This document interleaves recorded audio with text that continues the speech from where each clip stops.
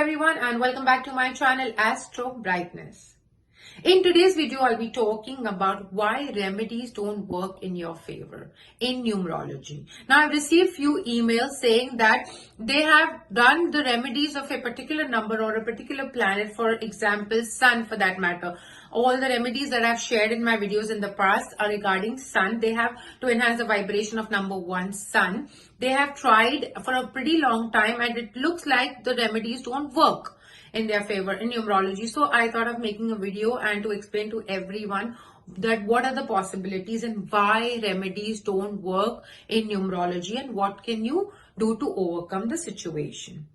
So herein I'll be doing in calculation, I'll be sharing with you. It's a very simple calculation, but it's a little lengthy process because you got to merge two charts over here. The calculation is based on merging two charts, which one is your Vedic astrological chart, your Vedic astrology or Lagna chart with your numerological planet numbers. You merge these two together to arrive at the conclusion why remedies don't work and what you need to do to enhance a particular number vibration and that planet.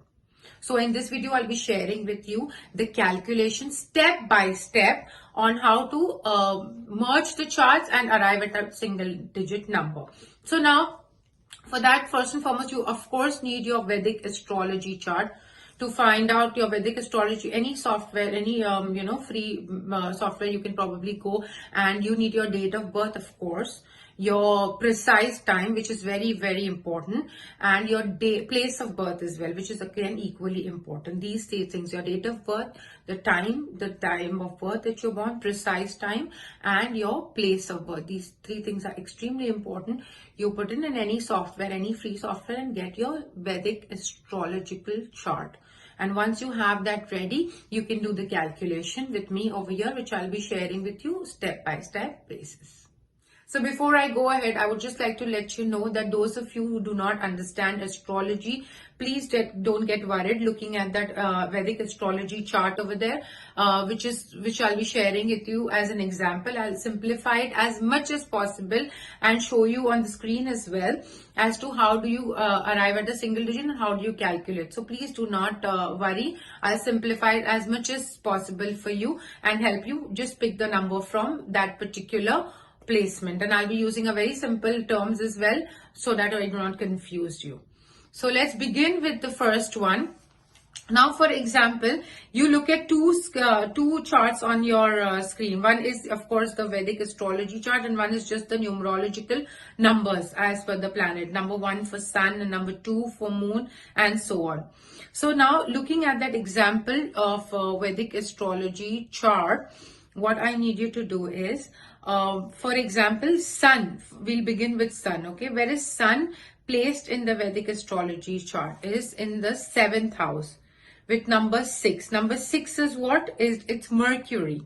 Okay, so number 6 is Mercury. It's sitting in number 6, and sun's number in numerology is number 1, and Mercury's number is number 5. So all you have to do is take number 1 of sun and Mercury number 5 and add it up together. So 1 plus 5 is equal to 6, which is again Venus in numerology. So keep that aside. That calculation is done. It was very simple. Where is the placement of sun in your Vedic astrology chart? All you have to do is pick the number from there and the planet number from there in numerology. It's as simple. So how simple that was? All you have to do is look at the sun in your Vedic astrology chart, pick the number from there, merge it with the numerological number and add them up together. It's as simple. Moving on with the second calculation, which is moon. So looking at that example of the Vedic astrology chart, where is moon placed? It is placed in the 9th house. Where is it? What is it on the 9th house? The number is 8. 8 means Scorpio. Scorpio is ruled by Mars. So Mars in numerology is number 9 and moon in numerology is number 2.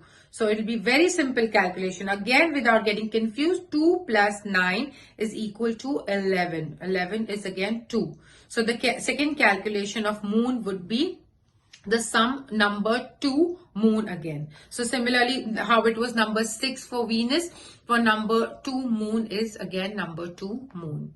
Very simple.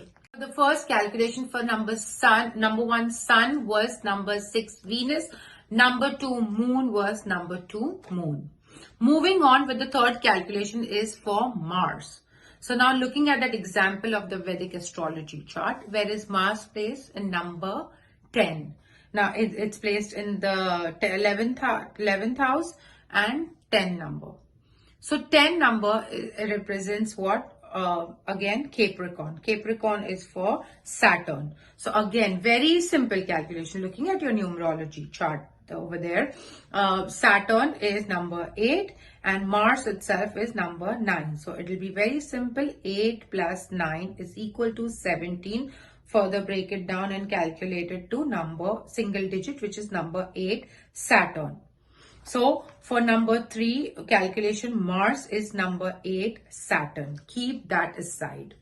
So far you've done 3 calculations. For number 1 Sun, you have arrived at number 6 Venus. All you have to remember and keep aside is number 6 Venus. Second one Moon is again, the calculation is number 2 Moon. So keep 2 aside. For Mars it is number 8 Saturn. Keep aside Saturn. So basically 6 plus 2 plus 8 so far.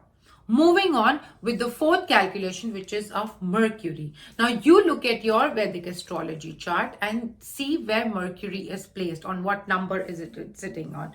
So basically Mercury, looking at that particular chart, is in Libra. Okay, so Mercury in numerology it would be number 5. And Libra is Venus, so number 6 in numerology. So very simple again, 5 plus 6 equals to 11. So again you arrive at number 2 Moon. So remember one thing, Moon is repeated for the second time over here. Mercury at 5, number 6 Venus, both together merges 11. Of course that clubs down to number 2 Moon. So again keep Moon aside. Moving on, similarly we'll do it for Jupiter. Jupiter in numerology is number 3 and 12, it is sitting in its own house, again 12. So 12 is again number 3, that is as well the house of Jupiter. So own sign. So basically 3 plus 3 is equal to 6. So 6 is your final number when it comes to calculating a calculation of Jupiter, which is Venus again. Venus is also repeated for the second time. Now the second last one is Venus, is again in Libra, own sign. So Venus in numerology is number 6. So 6 plus 6 is equal to 12. So again the number over here is 3, which is Jupiter. So keep that number, Jupiter number 3, aside. Finally, last but not the least, is Saturn, which is placed in Aries. Mars. So Saturn in numerology is number 8. Mars in numerology is number 9. Again, the calculation is 8 plus 9 is equal to 17, which is 8 Saturn. So finally, we have got all our numbers, or all of those numbers. Rahu and Ketu, of course, we will not consider, they are shadow planet. So sum of all the calculation made over here is, which is 6 plus 2 plus 8 plus 2 plus 6 plus 3 plus 8 will give you a total which is 35. Furthermore, if you calculate, it's 3 plus 5 will give you 8 Saturn. So finally, after doing all the 7 calculations, all the 7 individual calculations which I just shared with you, we will not consider Rahu and Ketu here because they are shadow planets. So after all the 7 calculation of all the different planets, if you arrive at that particular number. Now, for example, in keeping this example in mind, we arrived at 8. Maybe in your case, it would be some other number. So keeping that particular number in mind, for example, now I'll stick to this particular example, which is number 8, Saturn. If Saturn is missing in your entire Loso grade chart and your Charlian chart, which means obviously it's not a part of your code numbers or your entire date of birth, if at all it's missing, it's very rare. I'll be very honest, this is very rare. Very less, probably 10% of the population, could be 10 to 12 max, percentage. it's very rare, but if at all that particular, you know why? Because you're merging two charts over here. You're merging your entire Vedic astrology chart, which is very strong, with the strongest number of numerology. You're merging them both together. And after that as well, if you find number 8, which is this example, I don't know what your numbers are after your calculation, if at all that is missing, it becomes your personal responsibility to enhance the vibration of that particular number, which is number 8 and the planet Saturn.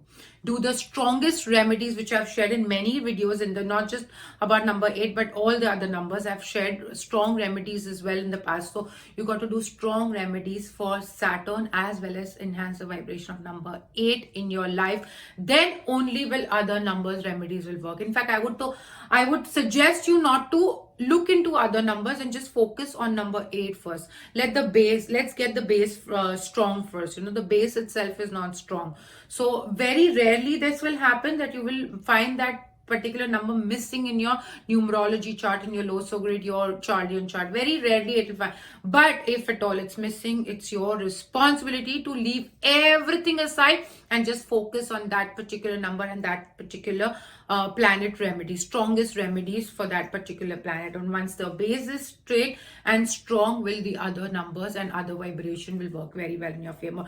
So now I hope you've understood why remedies don't work in numerology. Like I said, I'm again repeating, it's very rare, probably 10 to 12% only. But in case you are a part of those 10 to 12%, please enhance the vibration of that missing number after merging both your charts, your Vedic astrology chart and your numerology chart, to understand why remedies don't work in numerology. Thank you so much for watching my video. Love, light and God bless from Astrobrightness.